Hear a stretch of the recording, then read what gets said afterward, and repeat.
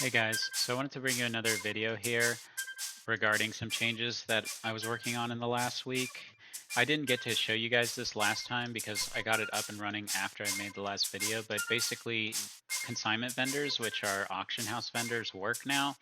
So we can't actually store items on the database at the moment. So if you try and place a consignment, it won't work. And also this guy is a trait or refined material, so he won't take anything I have even if I try to. But I did want to show you, yeah, he says he's not interested in that, but I did want to show you guys that it does work. And these vendors are different from the weapons vendors that we have here. So these guys kind of reside in the auction house areas inside the major cities. I just spawned that one there to take a look at it.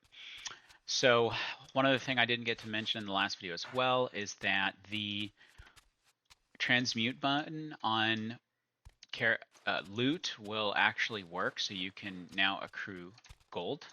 And I also made it so that the game will track a new session for you when you start or when you create a character for the first time, and it will not, and you won't lose your progress either on subsequent logins, so you can kind of acquire gold and buy things from those vendors. So you'll see here when I log in for the first time, Quest received. I get the quest received. I also get this welcome, the shelters have come under attack. The big thing that kind of took place over this last week was actually persistence of data here. So that's why all this is possible now. I went ahead and created the backend to save character progress for quests. And the other big feature with quests, since I was doing that, was I reactivated, and you will see here. Quest Hey, completed. now we get the text. So if I go through all these here, you'll see that I will get every little update. Quest advanced. Now if I log out, you'll see that I will still be where I was, and I won't get the new player session pop-up of welcome to the shelter holds, and I won't get the Arwick find the explorer quest. So there you go. I'm still on the same thing. I gotta go talk to the Sapphire Obelisk. The explorer is done.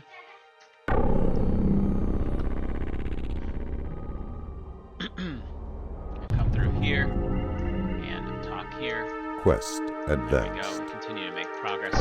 Now, quests that are repeatable, the database is tracking your time. So if you complete a quest, such as this one, you will be able to repeat it, but you do have to wait for the time elapse, which on live was 24 hours. So, and we're not able to see the third icon because I logged out, and that is one thing that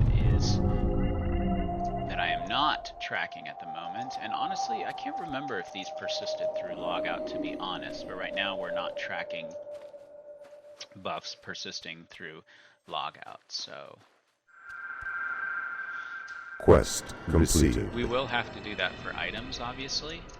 So you can see I got the, you know, well done, you've proven that you have mastered the ringways. And then come on up here. I could talk to the Mines Overseer. Quest completed. And so that's all kind of cool, right? So yeah, I know it's only been about a week, but you know, those are a couple big features: the consignment vendors, the quest backend, the text. The other thing too is look at this. You can now peruse the old books if you'd like, if you're able to find them. I made it so that these could be read. That's another feature.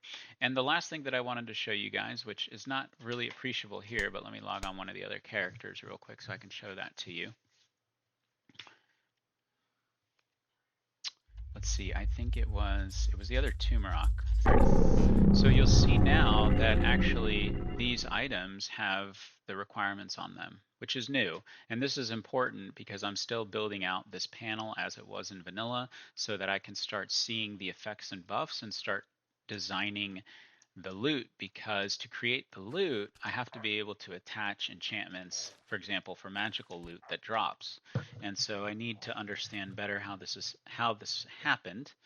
And so getting the information shown in the panel is just one additional bit of help.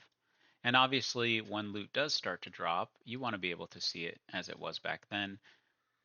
all this is great for debugging and still valuable, but ultimately, of course, these sorts of information, these admin sort of tools will go away once we have a more full game. So we're just moving towards, we're making progress. And of course, I did want to do the loot. However, I kind of wanted to get this persistency thing going properly, at least with quests and your money, so that you can start, actually finding things, transmuting them, and your gold not resetting every time. So if you want to get better items, and obviously, once we do get loot working and generating, we'll be able to move past the Arwick Mines Overseer because we need that Drudge Hammer to drop. And again, there is loot, but it's not organically generated, as I've said before. And since I'm the only one who's been pushing any features over the last year, if I move to another feature, then progress gets halted on something else. But I'm pretty much back on track towards working on the loot again. I do want to get those additional vault spawns that I talked about back in the world, so that shouldn't take too long to get in.